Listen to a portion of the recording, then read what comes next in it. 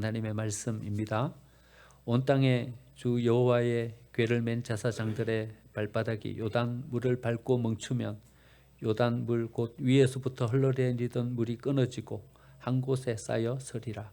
백성이 요단을 건너려고 자기들의 장막을 떠날 때에 제사장들은 언약궤를 메고 백성 앞에서 나아가니라. 요단이 곡식 거두는 시기에는 항상 언덕에 넘치더라.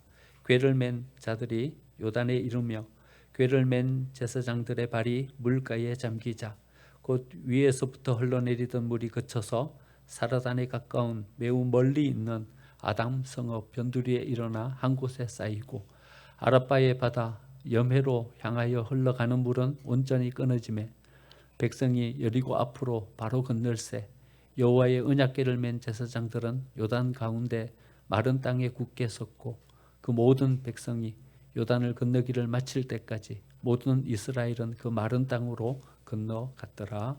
아멘. 예수님 오심을 기다리는 대림절입니다. 예수님 기다리고 계십니까? 기다리면 우리에게로 찾아오실 줄 믿습니다. 옆에 계신 분들과 이렇게 인사 나누겠습니다. 예수님께서 집사님을 찾아가실 것입니다. 그냥 빈손으로 안 가시고 선물 준비해서 가실 겁니다. 우리에게로 오실 예수님 기다리면서 예수님 주시는 선물도 풍성하게 우리의 삶 가운데 누리는 저와 여러분이 되시기를 간절히 축원드립니다. 우리의 인생이 복잡한 것 같아도요. 우리의 인생을 이렇게 요약합니다. 생로병사다. 태어나서 나이 들고 병 들고 죽는 것이 우리의 삶이다. 이렇게 요약합니다. 꼭 광야 같습니다. 예기치 못한 사건, 사고들이 생기게 되는 것이고요. 그 사고들 앞에서 어쩔 줄 몰라 당황하는 삶이 우리의 삶입니다. 금방 우리의 삶은 병들고 또 나이 들어 갈 것입니다. 저는 젊을 때 부목사 할 때 이런 생각을 했어요. 기도 제목을 적어내라고. 우리 다음 주 이제 신앙 결단서 우리도 적어낼 겁니다. 기도 제목 쭉 적어내면 이렇게 쭉 넘겨서 읽어보면 대부분의 기도 제목들이 그런 기도 제목이에요. 우리 모든 가족 건강하게 해주세요. 그때는 제가 무척이나 건강했어요. 병원하고는 거리가 먼, 약국하고는 거리가 먼 그런 때였어요. 왜 이렇게 건강하게 해달라고 기도를 이렇게 많이 하시나? 좀 다른 큰 비전, 큰 꿈을 가지고 좀 기도 제목을 적어내시면 안 되나? 이런 생각을 했더랬어요. 그런데 마냥 건강할 줄 알았던 저도 금방 나이 들어가니까 이곳저곳 아픈 곳이 생기고 병원 찾아가게 되고 그래 되더라고요.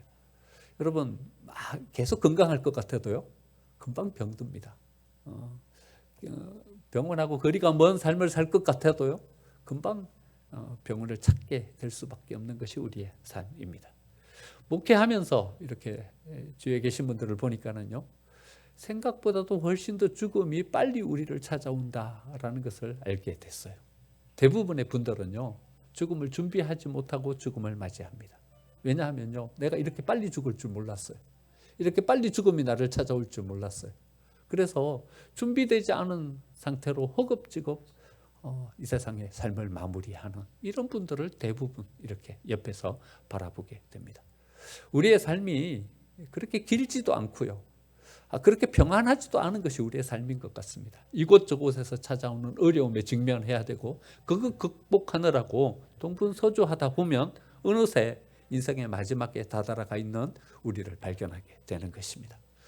오늘 본문에 등장하는 이스라엘 백성들의 삶, 출애굽해서 저 약속의 땅 가나안에 도착하는 이 긴 여정을 우리의 인생에 비유해서 이야기를 합니다. 출애굽하는 것은 우리가 하나님을 만나는 것이고 하나님께서 홍해 바다를 갈라주는 것은 우리가 세례받는 것이고 긴 광야의 과정을 거치는 것은 우리의 삶의 여러 가지 여정을 말하는 것이고 우리가 가나안 땅에 들어가는 것은 우리가 마침내 하나님이 허락해 주시는 평안의 천국에 도달하는 것이다. 이렇게 비유해서 바라봅니다. 오늘 본문에 등장하고 있는 이스라엘 백성들, 그들은 이제 곧 가나안에 도착하게 됩니다. 코앞에 가나안이 놓여져 있습니다. 긴 광야에서의 어렵고 힘든 삶 이제 마무리하고 하나님께서 우리에게 허락해 주신 승리를 이제 손에 쥐게 되었습니다. 이제 조금만 더 가면 됩니다. 그런데 앞에 뭐가 딱 가로막고 서냐 하면 요단강이 딱 가로막고 서게 되는 거예요. 몸에 거두는 시기, 이 시기는 요단강이 범람하는 시기예요. 요단강의 물이 다 잦아질 때까지 기다려야 합니다. 여러분, 우리의 인생 가운데도 이런 것들이 우리 앞을 딱 가로막았을 때가 있는 것이죠. 이제는 평안하게 될 것 같아요. 이제는 이제 좀 수월하게 우리의 삶을 살 수 있을 것 같아요. 이제는 성공이에요. 이제는 됐어요. 그런데 예기치 못했던 요단강이 우리 앞을 딱 가로막고 서는 것입니다. 건너지 못할, 우리의 힘으로는 어찌할 수 없는, 극복할 수 없는 어려움들이 우리 앞을 딱 가로막고 설 때가 있는 것이죠. 하지만 우리가 예수님을 기다리는 이유입니다. 하나님을 기다리는 이유입니다. 하나님께서 우리를 찾아오시면요, 우리는 여기에 환경에 굴복하지 아니하고 오히려 이것을 극복하고 이길 수 있는 존재로 우리의 삶을 세워갈 수 있게 되는 것입니다. 나사로가 죽었습니다. 나사로가 죽었다는 것은 그 두 남겨진 마리아와 마르다에게는 절망의 일이었습니다. 그런데 그들에게 예수님이 찾아가셨습니다. 그러자 그 죽음의 절망을 극복하고 다시 이길 수 있게 되었습니다. 38년 된 병자가 있었습니다. 38년 동안 병에서 헤어나오지를 못했습니다. 아무도 그를 도와주는 사람도 없었고 이제는 자기 스스로 이 질병이라는 것을 극복하기는 불가능한 상태가 되었습니다. 그런데 이 절망의 38년 된 병자에게 예수님이 오셨습니다. 예수님이 오시자 극복하지 못할 것 같았던 38년 된 이 질병을 극복하고 다시 그의 삶을 재기할 수 있게 되었습니다. 12의 혈우병 앓은 여인이 있었습니다. 그 여인은 이제 모든 사람들이 모이는 곳에 갈 수도 없는 이런 존재가 되어버렸습니다. 자기의 인생은 어떤 희망을 꿈꿀 수 없는 그런 인생으로 전락해 버렸습니다. 그런데 그가 예수님을 만났습니다. 예수님을 만났더니 그의 삶에 새로운 희망이 생기고 새로운 출발점이 되었습니다. 삭개오가 예수님을 만났더니 그의 삶을 이제는 다시 재기하고 모든 사람들 앞에 우뚝 세워갈 수 있는 삶으로 변화되게 되었습니다. 여러분, 우리가 예수님을 기다리는 이유입니다. 절망의 강, 우리가 도저히 극복할 수 없고 넘어갈 수 없는 이 요단 강가에서 우리는 발을 동동 구르면서 절망하고 있을 그때에 예수님이 우리를 찾아오시면요, 그때 우리가 예수님을 만나면요, 우리는 이 절망을 극복하고 이길 수 있는 존재로 세워지게 되는 줄 믿습니다. 이스라엘 백성들이 하나님을 만나자 그들은 요단강을 마른 땅처럼 건너고 이제 하나님께서 그들에게 약속해 주신 가나안 땅, 그 희망의 땅을 향해서 나아갈 수 있게 되었던 것입니다. 우리 모두의 바람이죠. 우리 모두에게도 하나님이 우리를 찾아오셔서 우리의 인생 이렇게 복되게 세워 주실 줄 믿습니다. 어떻게 하면 될까요? 어떻게 하면 될까요? 이게 이제 우리에게 남겨진 숙제입니다.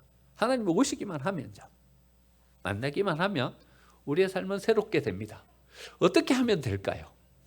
오늘 본문에서 두 가지를 우리에게 말씀해 주고 계십니다. 오늘 읽지는 않았지만요, 3장 1절 말씀 보니까요, 이렇게 나와요. 여호수아가 아침에 일찍이 일어나서, 이날은 요단강이 갈라지는 날이에요. 이제 마른 땅으로 약속의 땅을 향해서 나아가는 땅이에요. 그러자 여호수아가 진을 돌아다니면서 사람들을 깨웁니다. 아침에 일찍이 모든 사람들을 깨우고 준비하게 합니다. 오늘 하나님께서 우리에게 큰 역사를 허락해 주실 것이다. 요단강을 가르고 우리가 그 약속의 땅을 향해서 진군해서 나아가는 은혜의 날이다. 모든 사람들을 일찍이 깨워서 준비하게 하고 하나님께서 허락해 주실 그 약속을 받게 만듭니다. 여러분, 아침에 일찍 일어나서, 여러분 성경에 보면요, 새벽에 은혜의 역사들이 일어나요. 아브라함이 이삭을 데리고 모리아 산으로 갈 때요, 어떻게 했냐면요, 아침에 일찍 일어나서, 언제부터 시작했냐면 아침에 일찍, 하나님께서 나에게 어떤 명령을 주셨는데 하나님이 이 어떤 은혜의 역사를 이루는, 하나님께서 우리에게 주신 그 사명을 이루는 자리로 나아가는데 늦게까지 잠을 자고서는 늦지막이 일어나가지고 그래 하지 않았다는 거예요. 아침에 일찍 일어나서. 어떤 역사는 어느 때 일어나냐 하면요, 새벽에 일어나요. 왜냐하면 이 새벽의 시간은요, 방해받지 않는 시간이에요. 간섭받지 않는 시간이에요. 구별된 고귀한 시간이에요. 여러분, 새벽에 누가 여러분들에게 전화합니까? 새벽 시간에는 전화가 안 와요. 새벽 시간에 누가 여러분들의 시간을 방해합니까? 새벽 시간은 방해하지 않아요. 그래서요, 그때 누가 찾아오시냐 하면요, 하나님이 찾아오시는 거예요. 아무도 간섭받지 않는 시간이에요. 그래서 누가 간섭하면서 우리의 삶 가운데로 오시냐 하면요, 하나님이 우리의 삶 가운데로 오시는 거예요. 그래서 이 새벽 시간이 소중한 시간이에요. 언제 하나님의 음성이 우리에게 들리냐 하면요, 이 새벽 시간에 하나님의 음성이 들려요. 언제 우리의 삶이 회복되고 잘 이렇게 다시 세워지게 되냐 하면요, 우리의 에너지를 막 세상 가운데 쓰는 시간이 아니라요, 이 새벽 시간에 하나님께서 우리 가운데 오셔서 우리의 삶 가운데 에너지를 이렇게 담아 두시는 거예요.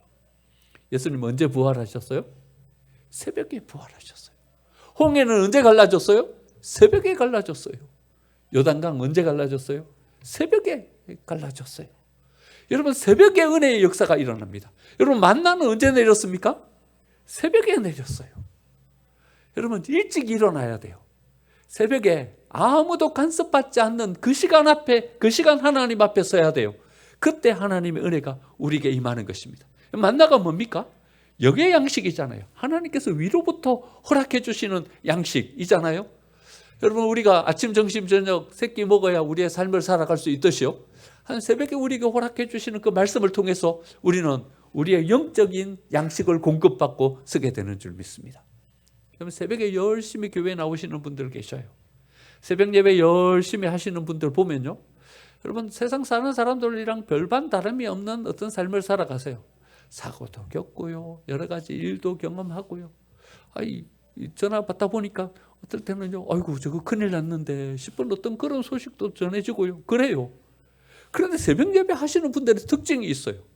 새벽 예배 하시는 분들은요, 어떤 사건과 사고를 경험하는데 이것이 우리의 삶을 내리막길로 내려가게 하지 않아요. 여러분, 사고를 경험하면 우리가 모든 것을 다 잃어버립니까? 그렇지 않습니다. 오히려 이것을 통해서요, 또 디딤돌이 되고요, 그것을 딛고 일어설 수 있는 어떤 무언가 기반이 되게 해주셔요.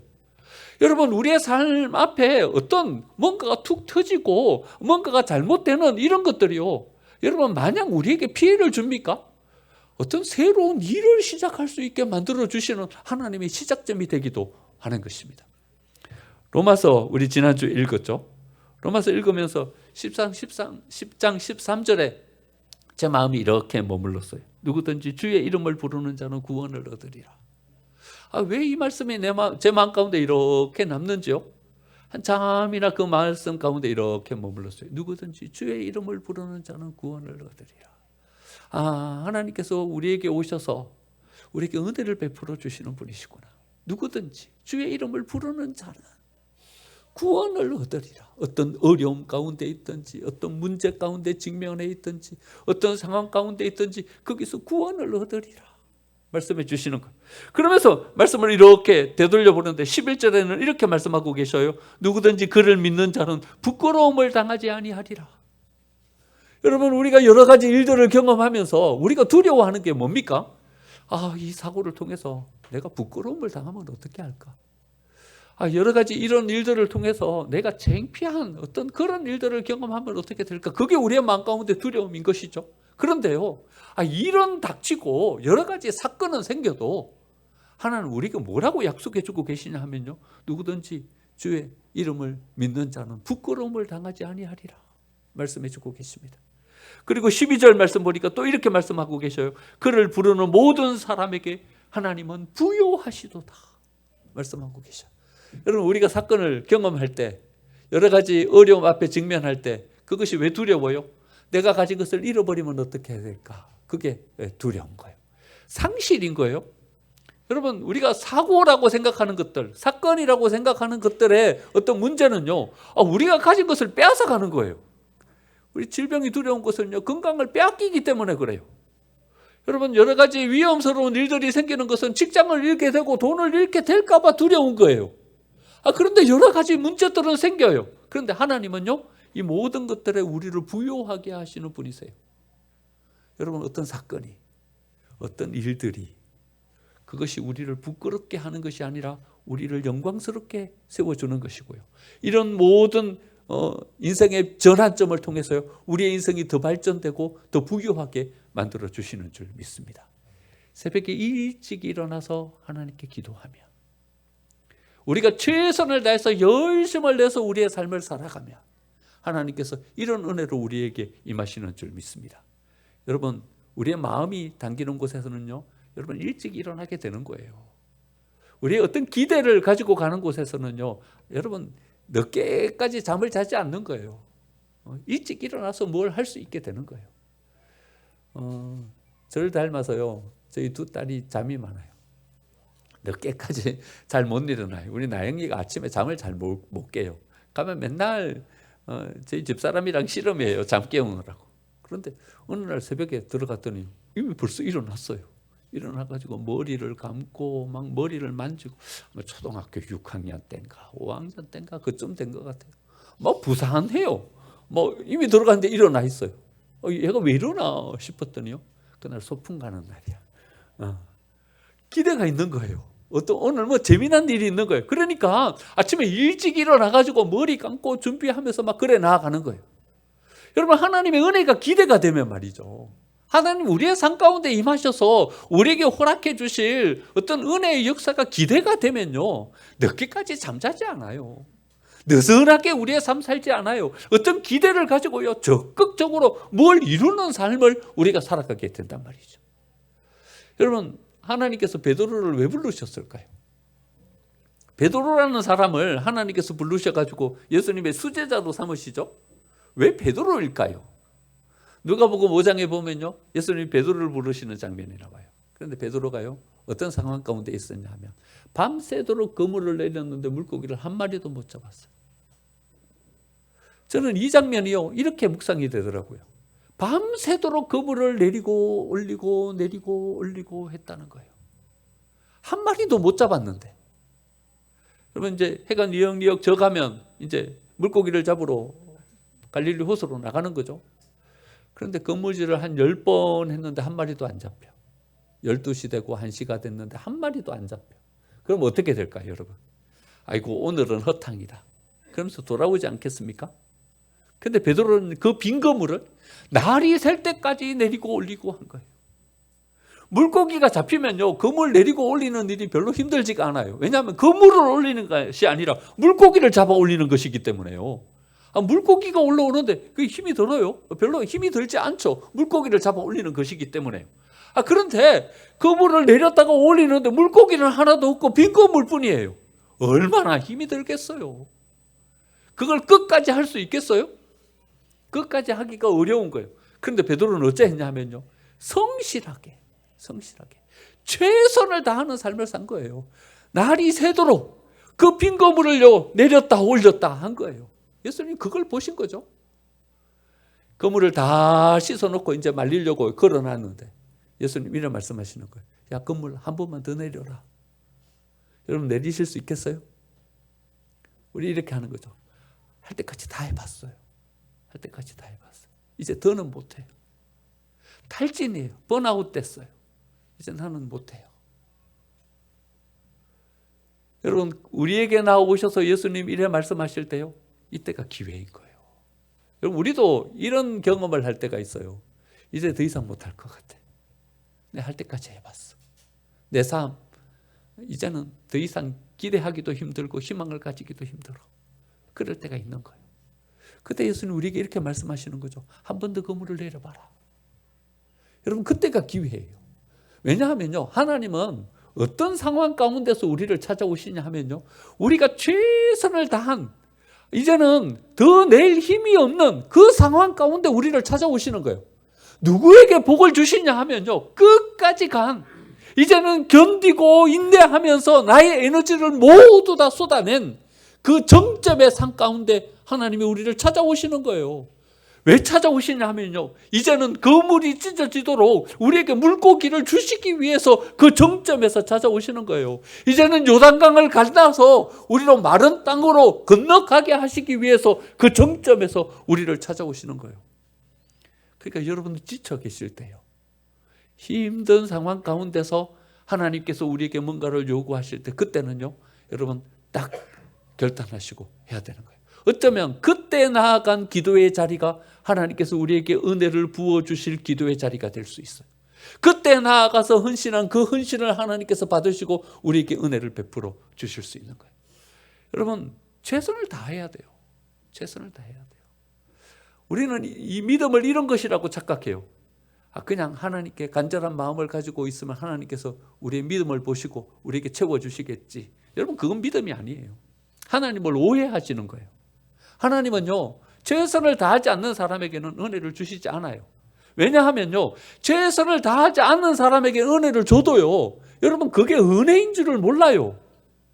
제가 목회해 보니까 그렇더라고요. 열심히 어떤 분을 위해서 기도했어요. 그래가지고 하나님이 진짜 은혜 주셔가지고요, 그분이 은혜와 복을 받았어요. 우리는 다 하나님이 주신 은혜인 줄 알아요.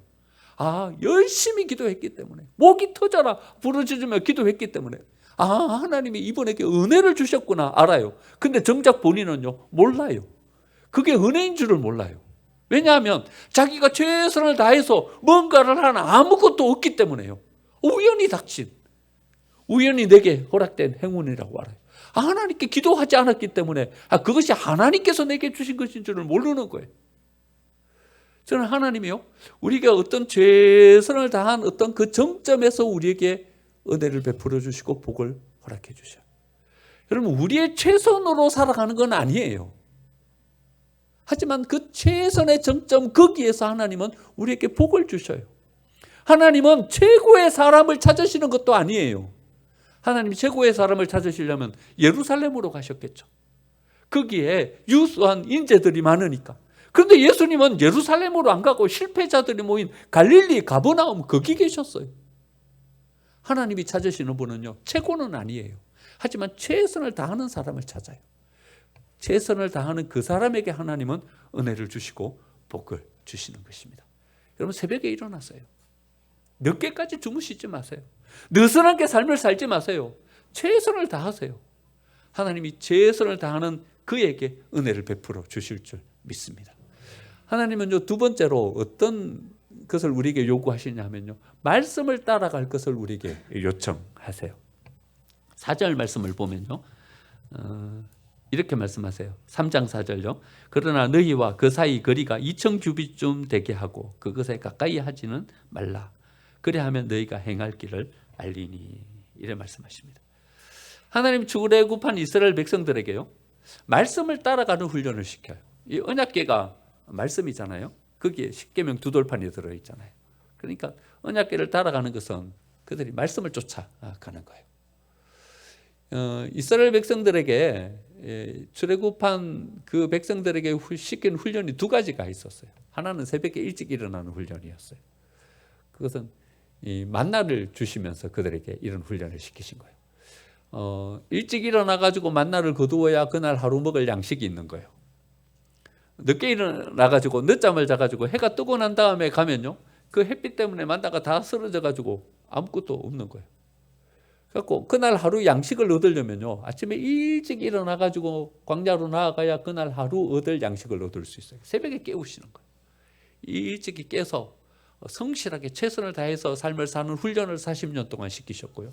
또 하나는 구름이 떠오를 때 그 구름을 쫓아서 나아가는 훈련을 이스라엘 백성들에게 시키는 거예요. 여러분, 광야에서 이스라엘 백성들이 받았던 훈련은 딱 두 가지예요. 이 두 가지. 그러니까요, 우리의 인생 가운데 하나님 앞에 해야 될 훈련은요, 이 두 가지만 잘하면 돼요. 하나는요, 최선을 다해서 성실하게 사는 훈련을 하면 되고요. 또 하나는 말씀을 쫓아 살아가는 이 훈련을 하면 돼요. 모세는요, 그 시내 광야의 전문가예요. 40년 동안 시내 광야에서 양을 쳤어요. 양을 치면 이동하잖아요. 여기에서 양이 풀을 다 뜯어먹으면 또 다른 목초지를 쫓아서 가고 또 다른 목초지를 쫓아서 가고. 그러니까요, 모세가 그 시내 광야는 안 가본 데가 없는 거예요. 시내 산에까지 올라가서 거기서 양치다가 하나님을 다시 만난 거죠. 시내 산 그 주변에 모든 시내 광야의 전문가예요. 모세는 어디를 가야 목초지가 있는지, 어디를 가야 오아시스가 있는지 모세는 뻔히 다 알아요. 자기 손바닥이에요. 근데 모세가 어째 행했어요? 40년 동안 이스라엘 백성들은 어떻게 광야를 진행했어요? 자기 경험을 쫓아서 하지 않았어요. 자기가 안 지식을 쫓아가지 않았어요. 어떻게 하면 떠올랐어요? 어떻게 하면 그들이 짐을 꾸리고 갔어요? 구름이 떠오르네요. 성전에 머물러 있던 그 구름이 떠오르면 이스라엘 백성들은 다 짐을 챙겨서 그 구름을 쫓아서 갔어요. 쫓아서 갔는데 보니까 모세가 보니까 저쪽으로 가야 돼. 저기에 목초지가 있고 저기에 샘이 있어. 근데 구름이 이쪽으로 인도하는 거예요. 그러면 그들은요 이걸 포기하고 구름이 인도하는 그곳을 향해서 갔어요. 이스라엘 백성들이 40년 동안 훈련받은 훈련은요 하나님의 말씀의 인도함을 쫓아서 그들이 나아가는 훈련을 받은 거예요. 지금 여기 가나안 어기까지 요단강이 범람하는 이 목전까지 어떻게 여기까지 왔냐 하면요 이 구름의 인도함을 쫓아서 온 거예요. 구름이 떠오르면 짐 챙겨서 그 구름을 쫓아가고 구름이 머무르면 거기에 진치고 거기에 머물고 말씀을 쫓아서 그들의 삶을 살아가는 이 훈련을 받으면서 온 거예요. 그리고는 또 이 요단강 앞에서 이 말씀을 주시는 거예요. 말씀을 쫓아 나아가라.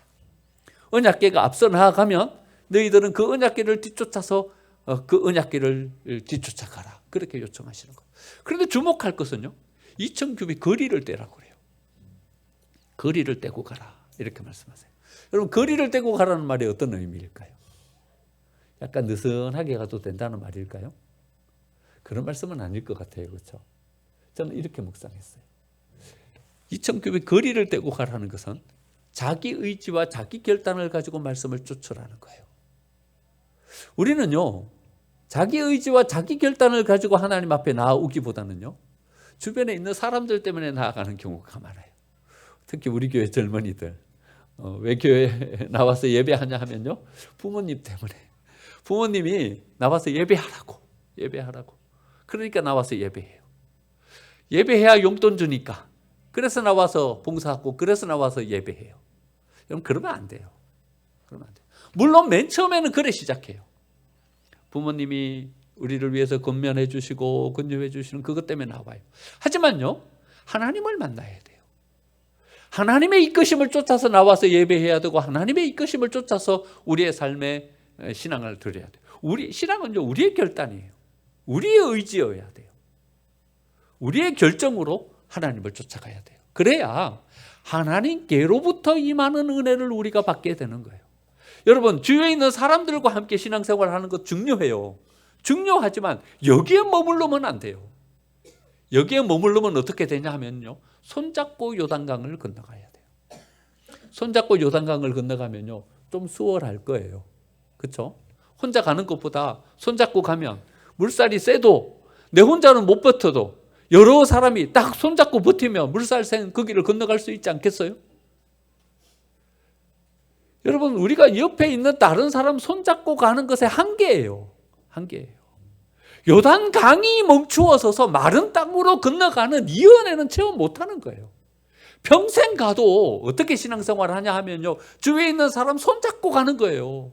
물론 그것도 은혜지만 우리가 바라는 더 큰 은혜는 여러분 요단강이 멈추어 서서 마른 땅으로 건너가는 이것이 우리가 기대하는 은혜이지 않겠습니까? 여러분 우리가 하나님을 만나고 하나님의 말씀을 쫓아서 우리가 신앙생활을 해야 하는 이유인 거예요. 요단강이 갈라져야 되는 거예요. 멈추어서는 은혜의 역사를 우리가 체험해야 되는 거예요. 하나님의 말씀을 쫓아서 나아갈 때 비로소 우리는 이 은혜를 체험하게 될 줄 믿습니다. 여러분 두 가지를 기억하세요. 요단강이 여러분들 앞에 가로막고 있을 때 여러분 최선을 다하세요.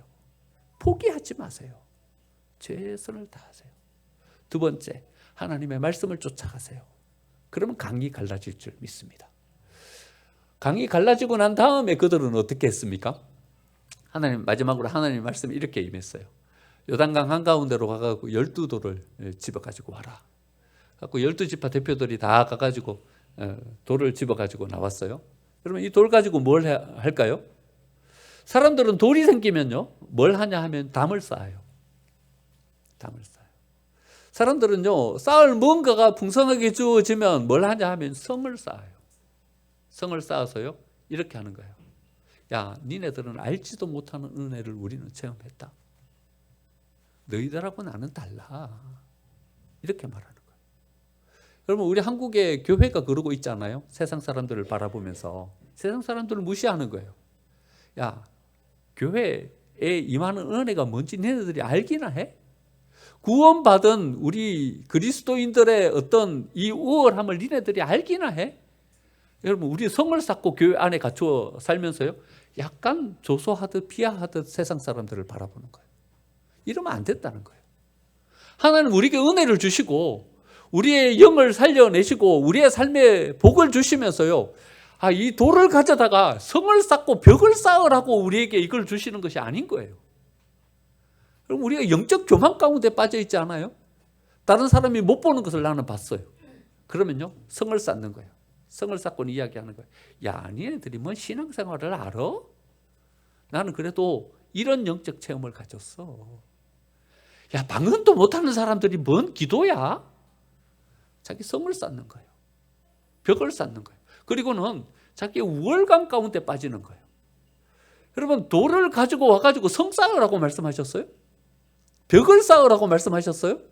여러분, 우리는 자꾸 이렇게 배타적으로 우리의 신앙생활을 가지는 거예요. 어떤 은혜를 체험하면 은혜를 체험하지 못하는 사람들을 이렇게 바라보는 거예요.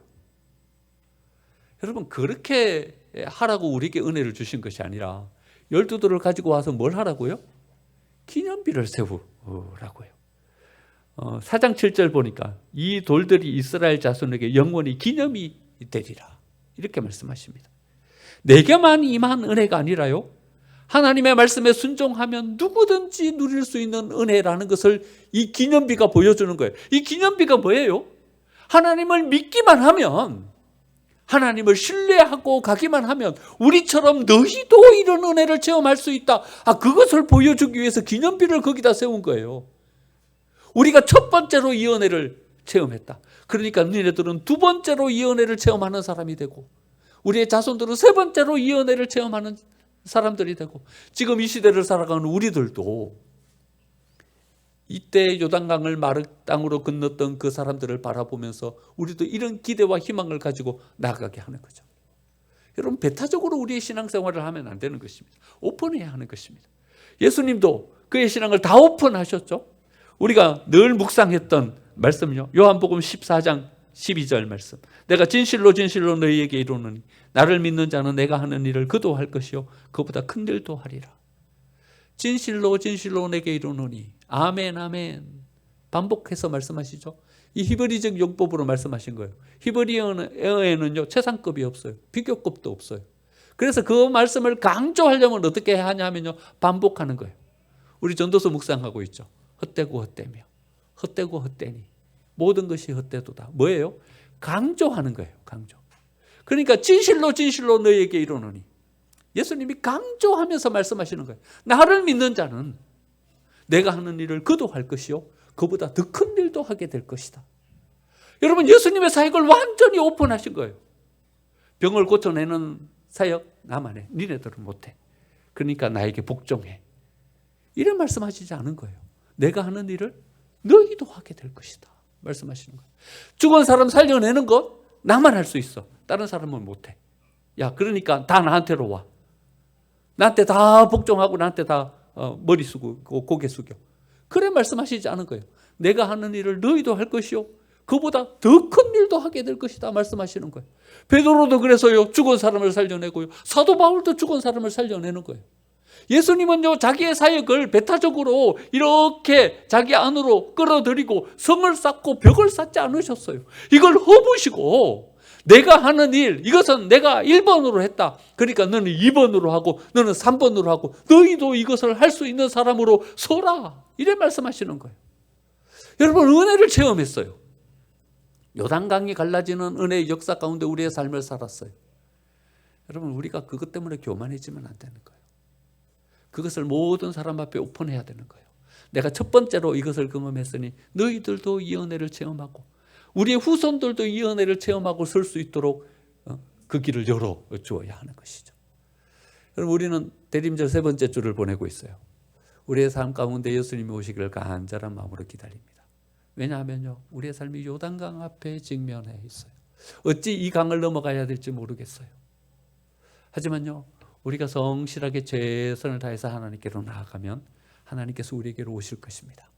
이 요단강을 건너갈 수 있는 힘과 능력을 우리에게 주실 것입니다. 아니, 환경과 모든 여건을 동원하셔서 그 요단강을 막아 주실 것입니다. 우리가 그 은혜를 체험했다면요, 이제는 우리 모든 사람들이 이 은혜를 체험할 수 있도록 우리가 길이 되어 주어야 합니다. 우리 때문에 모든 사람들이 이 하나님의 은혜를 체험하고 그들이 직면한 요단강 넉넉하게 건너가게 만들어낼 수 있는 우리 생명샘의 모든 가족들이 되시기를 간절히 축원드립니다. 아멘.